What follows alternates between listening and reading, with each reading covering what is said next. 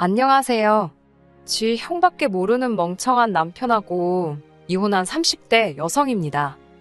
남편과 저는 친구의 소개로 만났습니다. 소개팅을 하게 된 계기는 제가 먼저 친구에게 여자를 소개해 줬거든요. 소개팅을 하고 온 친구 말이 자기가 꿈에 그리던 이상형이랍니다. 그러면서 은혜를 갚겠답시고 자기도 소개팅을 해주겠다더군요. 그러더니 지금의 남편을 소개해 주었지요. 이미 이혼한 사이라서 남편이라고 부르기는 싫지만 그래도 일단은 편의상 남편이라고 부르겠습니다. 아무튼 처음에 친구가 소개팅 이야기를 꺼냈을 때 저는 그러지 않아도 된다고 괜찮다고 몇 번이고 사양을 했어요. 하지만 친구가 그러지 말고 한 번만 만나보라대요. 자기 친구들 중에 제일 착하고 괜찮은 사람이라면서요. 솔직히 말씀드리자면 남편을 만나기 전에 사귀던 남자는 소위 사람들이 말하는 나쁜 남자였습니다. 데일대로 데이고 헤어졌던 터라 이후로 한동안 연애는 꿈도 꾸지 못했어요. 그나마 조금 나아진 이후로는 첫째도 둘째도 심성이 고운 남자를 만나기로 결심했고요. 그런 와중에 친구가 착한 사람이라고 하도 추천을 하니 믿져야 본전 아니겠나라는 심정으로 소개팅에 나가게 된 겁니다. 중소기업을 다니고 있던 남편은 저보다 3살이 많았어요. 하지만 저와 처음 만났던 날 자기가 실수라도 할까봐 걱정을 한 건지 긴장도 많이 했고 제 앞에서 쩔쩔매는 게 눈에 보이더라고요. 그런 남편의 모습이 왠지 순수하게 느껴지기도 했고 이런 사람이라면 저를 함부로 대하지는 않겠다 싶어서 호감을 갖게 되었습니다. 게다가 막상 대화를 나눠보니 어쩔 줄 몰라 하던 태도와는 별개로 또 남자다운 면도 있었고 시간이 어떻게 가는 줄 모르겠더군요. 이후로 남편의 주도하에 저희는 2-3번 더 만나게 되었습니다. 그리고는 한 달쯤 지났을 무렵 남편이 저와 정식으로 교제해보고 싶다고 고백을 해왔네요. 결혼하기 전 저희는 1년 정도 연애를 했는데 이 세상에 장점만 있는 사람이 어디 있겠어요? 모든 것이 완벽해 보이던 남편에게도 단점이 하나 있었습니다. 그건 바로 눈치가 없다는 점이었지요. 눈치가 없다 보니 사람 속 터지게 하는 일이 종종 있었고 때로는 이기적으로 느껴지기도 했습니다. 하지만 지내다 보니 이것도 적응이 되어서 나중엔 웬만한 건 그냥 그러려니 넘기게 되더라고요. 솔직히 말씀드리자면 같이 살면서 제가 고쳐놓을 수 있을 줄 알았네요. 오만했던 거지요. 저희는 양가 식구들의 축복 아래서 부부의 연을 맺게 되었습니다. 한동안은 신혼의 달콤함을 만끽하며 행복한 하루하루를 보냈지요. 하지만 결혼하고 반년이 좀 지났을까요? 남편이 달라지기 시작하더군요. 아침마다 걸핏하면 회사에 가기 싫다고 그냥 관두면 안 되냐고 그러질 않나. 퇴근한 남편의 낯빛은 말 그대로 하얗게 질려있기 일쑤였는데 괜찮냐고 물으면 이러다 죽을지도 모르겠다는 무서운 말을 하질 않나. 처음에는 어려운 일을 맡기라도 한 건가? 체력이 딸리나? 이유를 물어도 제대로 말을 해주지 않으니 저 혼자 이런저런 상상만 할 뿐 환장할 노릇이었지요. 해줄 수 있는 일이라곤 남편을 어르고 달래는 것뿐이었습니다. 그렇게 2-3달쯤 됐을까 견디다 못한 제가 도대체 이유가 뭐냐고 당신 때문에 나도 하루하루가 지옥이라며 엉엉 울어버렸습니다. 매일 죽고 싶단 소리를 입에 달고 사는 남편이랑 무서워서 어떻게 살겠냐고요. 그제서야 남편이 한다는 말이 자기 상사가 바뀌었는데 그 상사가 자기를 무척 싫어한답니다. 일머리도 없고 눈치도 없다며 사람들 앞에서 걸핏하면 무안을 준다고요. 그러다 급기야는 남편 자리만 구석진 곳으로 옮겨서 한마디로 자기 피를 말린다네요. 차마 자존심이 상해서 저한테 털어놓지 못했다며 게다가 그 상사라는 인간이 사장 아들이라고 하니 뭐 말 다 했지요. 그 이야기를 듣고 있으니 속이 너무 상하더라고요. 내가 내 남편 눈치 없다고 욕을 해도 남이 하는 건 듣기 싫었으니까요. 게다가 바보마냥 당하고 있었을 남편을 생각하니 열불이 올라왔고요. 법적인 대응이라던가 생각을 안 해본 건 아닙니다. 마음 같아서야 그 상사라는 인간을 쫓아가서 어떻게 해버릴까 싶었고 남편에게도 당장 그 회사 때려치라고 해주고 싶었지만 솔직히 현실적으로 어려운 일이잖아요. 머릿속이 복잡하고 어려웠던 그때 남편이 넌지시 저에게 시댁 식구들이 있는 지역으로 이사를 가자고 하더라고요. 저는 서울에서 나고 자랐고 남편은 다니고 있던 회사가 서울에 있어서 서울에 정착한 케이스였습니다. 남편을 만난 곳도 데이트를 한 곳도 결혼식을 올리고 살림을 차린 곳도 전부 다 서울이었기 때문에 서울을 떠나는 건 상상해본 적도 없는 일이었어요. 쉽게 결정을 내릴 수가 없었지요. 시부모님이 사시는 동네는 서울에서 차로 4시간 거리였고 시부모님께서는 은퇴를 하신 상황이었습니다. 시댁에서 차로 10분 거리에 위치한 아파트에 살고 계시던 아주버님은 남편보다는 3살이 많았고 유치원을 다니는 남자아이를 홀로 키우고 계셨고요. 남편은 회사 생활로 인해 사람들에게 환멸을 느낀다며 자기를 생각해주는 사람들이 있는 곳에서 지내보고 싶다고 저를 졸랐습니다. 당시 저는 프리랜서 작가로 일하고 있었기 때문에 사실 어디 살아도 크게 문제될 건 없었지만 그래도 줄곧 서울 생활만 했으니 지방으로 내려가는 게 내키지는 않았고 결국엔 싫다고 했습니다. 하지만 남편은 저에게 시간을 갖고 생각해보라며 저를 설득하고 기다리더라고요. 저 하나만 생각한다면 정말 내려가기 싫었지만 하루가 다르게 얼굴은 말라가는 남편을 보고 있자니 죄책감이 들더군요. 저는 고민 끝에 남편에게 혼자 내려가서 지내보는 건 어떻겠냐 물었습니다. 저는 친정에 가 있으면 된다고 먹고 사는 거야 뭐 둘 다 버는데 그럭저럭 할만하지 않을까 싶었거든요. 하지만 남편은 어떻게 부부가 떨어져 지내냐며 그건 절대 안 될 일이랍니다. 저랑 같이 가고 싶다며 이번만 양보해주면 자기가 평생 저에게 잘하고 살겠다대요. 울지만 않았지. 애걸복걸 매달리는 남편을 보고 있으니 짠하기도 하고 결국 승낙하고 말았지요. 내려와서 한 1, 2주는 짐 정리도 하고 집도 꾸며보고 그러느라 이래저래 정신없이 시간을 보냈습니다. 집 이야기가 나와서 말이지만 이사온 아파트는 아주버님과 같은 아파트 단지로 동만 달랐습니다. 단지가 작아서 걸어서 3분이면 닿는 엎어지면 코 닿을 거리였지요.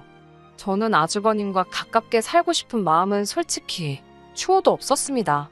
하지만 시기상으로 맞는 전세 매물이 하필 아주버님이 사는 아파트 단지에 있어서 어쩔 수가 없었네요. 처음에는 컴퓨터가 핑계였습니다. 아무래도 제가 작가로 일을 하다 보니 업무용 컴퓨터도 있고 또 만일의 상황을 이해 여분의 컴퓨터도 두고 있거든요. 어쩌다 그 이야기를 아주버님께서 듣게 되신 건지는 모르겠지만 아주버님께서 당신 아들 그러니까 시조카가 컴퓨터가 필요한데 당신 집에는 없다며 저희 집에 몇 차례 찾아왔었어요. 매번 시조카를 데리고 왔는데 애가 얼마나 극성맞던지 한시도 눈을 뗄 수가 없었습니다. 올 때마다 물이며 주스며 쏟아대는 건 예산일이고 자기 뜻대로 안 되면 울어버리기 일쑤였지요. 제가 원래도 가뜩이나 아이들을 별로 좋아하지 않는데 예의 없는 시조카의 행동에 미쳐버릴 것만 같더라고요. 한편 남편은 남편대로 고향에 내려와서 사는 게 몇 년 만인지 모르겠다며 자기가 없는 사이에 너무 많은 게 바뀌었답니다. 그걸 핑계로 주말마다 아주버님과 어딜 가기가 일쑤였지요. 가는 거야 좋습니다만 꼭 저에게도 같이 가길 원했어요. 저는 집에서 쉬고 싶은데도 제가 안 가면 시조카가 서운해한다는 게 이유였네요. 거의 그런 식으로 2달 가까이 시간을 보냈습니다. 그뿐만이 아닙니다. 남편은 걸핏하면 저녁 식사 시간에 아주버님네와 시조카를 집으로 초대했습니다. 밥은 여럿이서 먹어야 맛이 좋다면서 그렇게 저희 집에서 고기도 구워 먹고 보쌈도 해 먹고 살림하는 분들은 이해하실 거예요.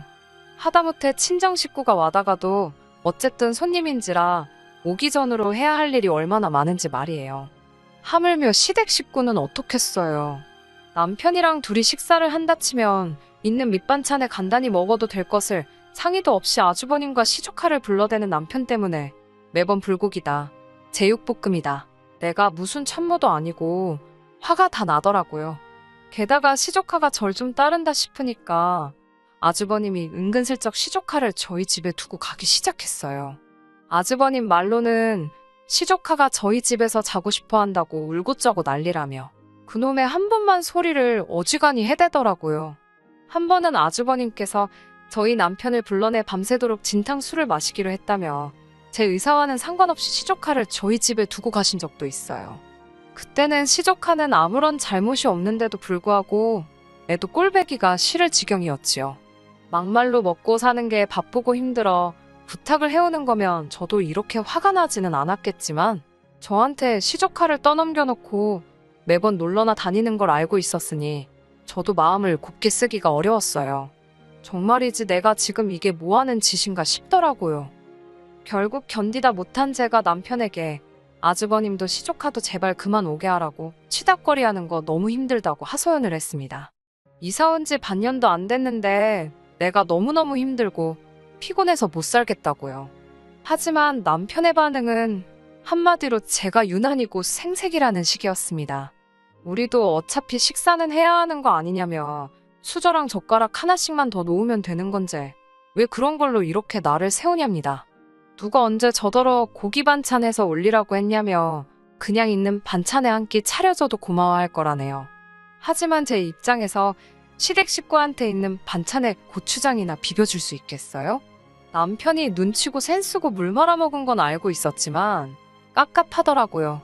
뿐만 아니라 시조카에 대해서도 그 나이 때 애들은 원래 뛰어다니고 그러는 게 맞다면서 제가 그럼 나더러 계속 이렇게 살라는 거냐니까 필요하면 형제끼리 서로 도울 수도 있는 건데 제가 너무 선을 긋는답니다. 그 말을 듣는데 너무 어이가 없어서 다 필요 없다고 지금 이 순간부터는 아주버님이고 시족하고 꼴도 보기 싫으니 절대로 이 집에 들이지 말라 했습니다. 그렇게 당신 아주버님이 안타까우면 당신이 그 집 가서 밥 차려주고 그 집에서 시조카 봐주고 오라고 했어요. 남편은 저더러 결혼 전에는 그렇게 착하고 이해심도 많더니 왜 이렇게 된 거냐며 속상하고 서운하답니다. 나야말로 당신한테 속상하고 서운하다고 왜 이렇게 이기적이냐고 따지고 들었네요.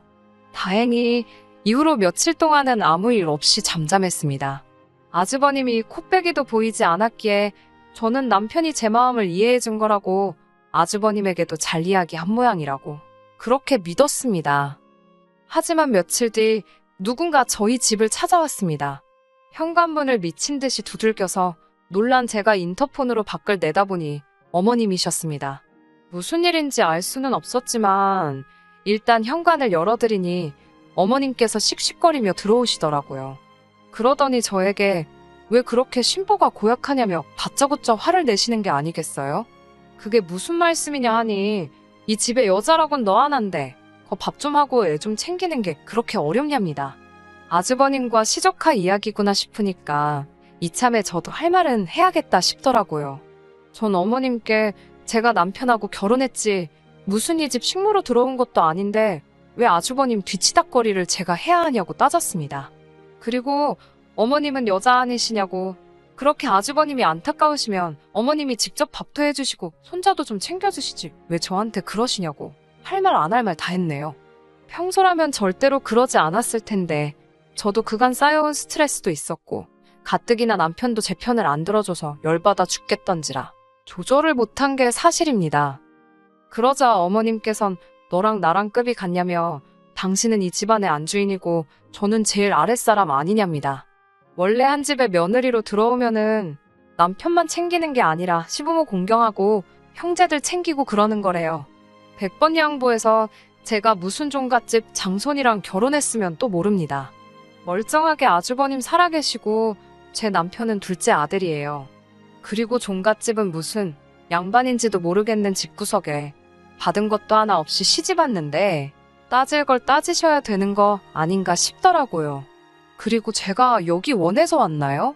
어머님 아들인 남편이 살려달라고 아주 당장이라도 숨 넘어갈 것처럼 빌어서 이 지방으로 내려왔더니 어머님께선 저더러 이제 보니 아주 못돼 처먹었다면서 제가 당신들을 가족으로 생각을 안 하는 거랍니다.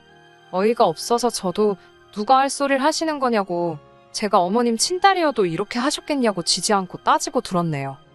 차라리 당신 손자 너무 불쌍한 애다. 너가 좀 잘 챙겨줘라 하고 제 인정에 매달리셨다면 또 모릅니다. 여러 가지 생각으로 한동안 말을 안 하고 있으니 어머님께서는 제가 겁이라도 먹은 줄 아셨던 모양이에요. 쫓겨나기 싫으면 남편한테 잘하고 아주버님한테도 잘하랍니다. 그리고 앞으로 시조카 유치원 끝나면 제가 가서 데리고 오고요. 제 아들이다 생각하고 똑바로 하라대요. 어머님이 한바탕 난리를 치고 돌아가신 뒤 남편이 오기를 기다렸습니다.